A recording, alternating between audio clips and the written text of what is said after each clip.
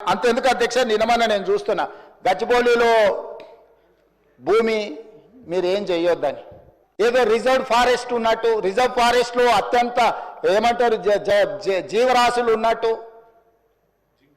జింకలు పులులు సింహాలన్నీ ఆన్నే ఉన్నాయి అన్నట్టు.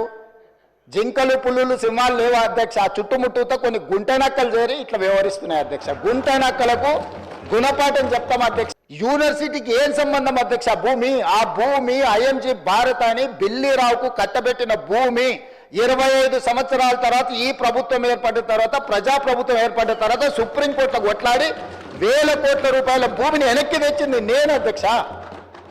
సుప్రీంకోర్టులో ఉద్దండులైన న్యాయవాదులను పెట్టి వాదింపజేపించి సుప్రీంకోర్టులో గెలిచి ఆ భూమిని వెనక్కి తీసుకొని ఈరోజు ఎవరికో అర్ధరాత్రి పూట కట్టబెట్టకుండా పరిశ్రమలు ఐటీ పార్కులు చేయాలని, మల్టీ జోను మిక్స్డ్ యూజ్ కోసం చేయాలని చెప్పి ఒక మంచి ఉద్దేశంతో వస్తే దాన్ని కూడా అడ్డుకుంటారు. లేకులు రాకులు ఉన్నయేంటివి? లేకులను రాకులను ఆక్రమించుకున్నది ఎవరు? ఎందుకు ఇవన్నీ వీళ్ళు ఈరోజు అడ్డం పడుతున్నారు ఏంది అనేది నేను అది ఇంకో సందర్భంలో వివరాలు చెప్తా అధ్యక్ష. ఎక్కడ చూసినా అక్కడ లేక్స్ రాక్స్ లేకపోతే ఏమో ఉన్నాయి అధ్యక్ష. నిజ నిర్ధారణ కమిటీ మీరు వేసుకోండి అధ్యక్ష. మీరు ఆదేశాలు ఇస్తే మాకేమో అభ్యంతరం లేదు. ఎమ్మెల్యేలు అందరినీ ఒక ట్రిప్ తీసుకెళ్లి చూపిద్దాం అధ్యక్ష. అక్కడ జరుగుతున్న అభివృద్ధి ఏంది, మేము చేస్తున్నది ఏంది, లేకపోతే పవర్ పాయింట్ ప్రజెంటేషన్ తమరు అనుమతిస్తే సభలు కానీ లేకపోతే కమిటీ హాల్లో చూపిస్తాం అధ్యక్ష. అన్ని ఓపెన్ బిడ్డింగ్లు మేము అమ్మదలుచుకున్నాం అధ్యక్ష. కంచె గచ్చిబౌలిలోని 400 ఎకరాలకు సంబంధించినటువంటి అంశం పైన పెద్ద ఎత్తున చర్చ జరుగుతాం. సోషల్ మీడియాలో సర్వే నెంబర్ 25లోని కంచె గచ్చిబౌలి 400 ఎకరాలకు సంబంధించి హైదరాబాద్ సెంట్రల్ యూనివర్సిటీ భూములు, ఆ భూముల్ని తెలంగాణ రాష్ట్ర ప్రభుత్వం యూనివర్సిటీ నుంచి గుంజుకొని దాన్ని రకరకాల ప్లాటింగ్ లాగా చేసి అమ్ముకోవటం కోసం ప్రయత్నం చేస్తూ ఉంది అని పెద్ద ఎత్తున ప్రచారం జరుగుతూ ఉంది. సోషల్ మీడియాలో సర్క్యులేట్ కూడా చేస్తూ ఉన్నారు. బట్ వాస్తవాలు ఏంటో ప్రజలకు తెలియాలి. ఎస్, ఒకప్పుడు 2024 13/1/2024 వరకు ఈ 400 ఎకరాలు హైదరాబాద్ సెంట్రల్ యూనివర్సిటీతోనే ఆ రోజు ఉందని యూనివర్సిటీ వాళ్ళంతా కూడా భావించారు. కానీ 13/1/2024 నాడు ఆనాటి ఉమ్మడి ప్రభుత్వం, తెలుగుదేశం ప్రభుత్వం, ఈ భూమిని 400 ఎకరాలని యూనివర్సిటీ నుంచి తీసుకొని ఐఎంజీ భారత స్పోర్ట్స్ ఏదో తీసుకొని వస్తుందని ప్యాట్రా, బిల్లీరావు లాంటి వాళ్ళని ఈ 400 ఎకరాలు ఇచ్చేశారు. అలాట్ చేస్తే ఆ 400 ఎకరాలు అలాట్ చేస్తూ, సరే ఇది యూనివర్సిటీ ల్యాండ్ కదా మరి మాకేంటి, మేము అట్లిస్తే ఎట్లా అంటే, సరే ఆనాటి ప్రభుత్వం ఆ 400 ఎకరాలకి ఎక్స్చేంజ్గా అంటే బదలాయింపుగా 397 ఎకరాలు 400 ఎకరాలకి ఎక్స్చేంజ్గా బదలాయింపుగా ఆనాటి ప్రభుత్వం 397 ఎకరాలు అదే యూనివర్సిటీకి ఆనుకొని గోపన్పల్లికి అటుపక్కన రాష్ట్ర ప్రభుత్వం ఆ యూనివర్సిటీకి ఇవ్వటం జరిగింది. అంటే in exchange of this 400 acres 397 ఎకరాలు అంటే that is also nearing about 400 acres ఆనాడు యూనివర్సిటీకి ఒప్పజెప్పటం జరిగింది.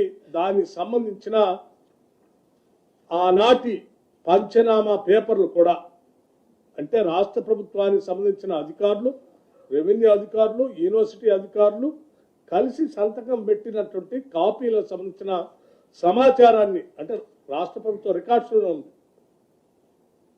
ఈ సమాచారాన్ని మీకు పూర్తిగా అందించాలనే నేను ఈరోజు ఈ సమావేశం మీకు పెట్టి వాస్తవ పరిస్థితులు చెప్పాలి. అంటే ఇప్పుడు మనం మాట్లాడుకునేది, ప్రజలు సర్క్యులేట్ చేసేది ఈ 400 ఎకరాలకు సంబంధించి ఆల్రెడీ ఎక్స్చేంజ్ ఆఫ్ ల్యాండ్ యూనివర్సిటీకి ఆ రోజు ఇచ్చేశారు. అది ఈ 400 ఎకరాలు ప్రభుత్వానికి అప్పచెప్తున్నట్టు, దాని బదులు ఇంకో 397 ఎకరాలు మేము తీసుకున్నట్టు యూనివర్సిటీ అధికారులు, ఆనాటి రెవెన్యూ అధికారులు ఇద్దరు కలిసి సంతకాలు పెట్టించిన కాగితాలు కూడా మీకు మీడియా మిత్రులకి నేను అందజేస్తాను. దయచేసి ఇవన్నీ వాస్తవ పరిస్థితులు ప్రజలకు తెలియాలి. ఎందుకంటే అబద్ధాలు మీదనే బతుకుతున్నటువంటి కొన్ని రాజకీయ పార్టీలు అడ్డగోలు సమాచారాన్ని ఏదో రాష్ట్ర ప్రజలకు ఇచ్చి ఓ తప్పుడు ప్రచారం చేసే ప్రక్రియకి పెద్ద ఎత్తున తెరలేపారు. అంటే వేరే దొరక్క, అందుకే వాస్తవ పరిస్థితులు ఇవ్వాలని రికార్డు తీసుకుని వచ్చి చెప్తున్నారు. పాపం తెలియనటువంటి వాళ్ళు చాలామంది ఇది నిజమైన అనుకొని యూనివర్సిటీకి సంబంధించిన భూమిని రాష్ట్ర ప్రభుత్వం గుంజేసుకుందేమో, దానిపైన చేస్తుందేమో, లేకపోతే ప్లాటింగ్ చేసి అమ్ముకోవడానికి ప్రయత్నం చేస్తుంది అనుకున్నారు. కాదు, 400 ఎకరాలకు సంబంధించిన భూమి విషయంలో ఒక స్పష్టతతో న్యాయపరంగా ఈ 400 ఎకరాల ప్రభుత్వ భూమిది. ఈ ప్రభుత్వ భూమి పూర్తి స్థాయిలో ప్రభుత్వ ఆధీనంలోకే ఉండాలని ఆనాడు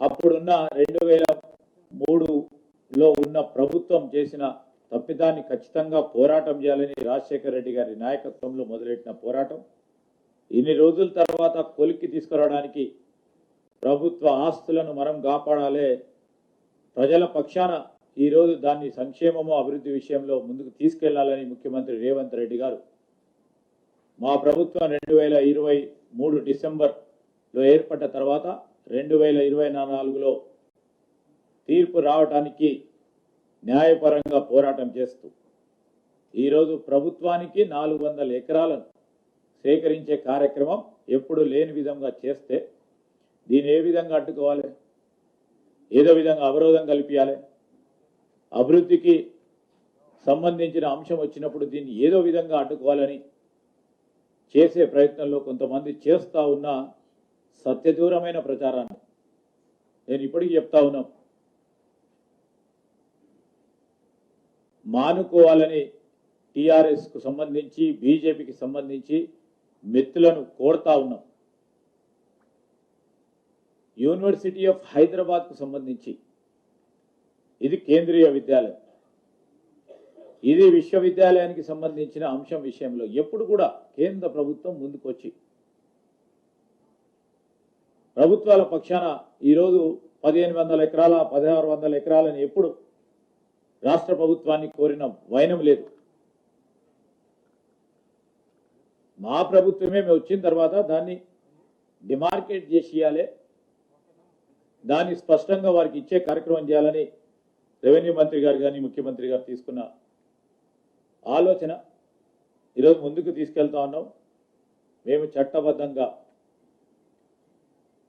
ఏ కార్యక్రమం చేసినా ఎవరికి ఇబ్బంది జరగకుండా ఈ రాష్ట్ర ప్రగతికి సంబంధించిన అంశం విషయంలో రాజీ లేకుండా ముందుకు తీసుకెళ్లే ప్రయత్నం చేస్తాం. ఎవరు కూడా ఆందోళన పడదు, విద్యార్థులు ఆందోళన పడొద్దని, వారు ఇతర పార్టీల సంబంధించి ఎవరైనా ప్రేరేపణ చేస్తే దానికి దూరంగా ఉండాలని మేము కోరుతూ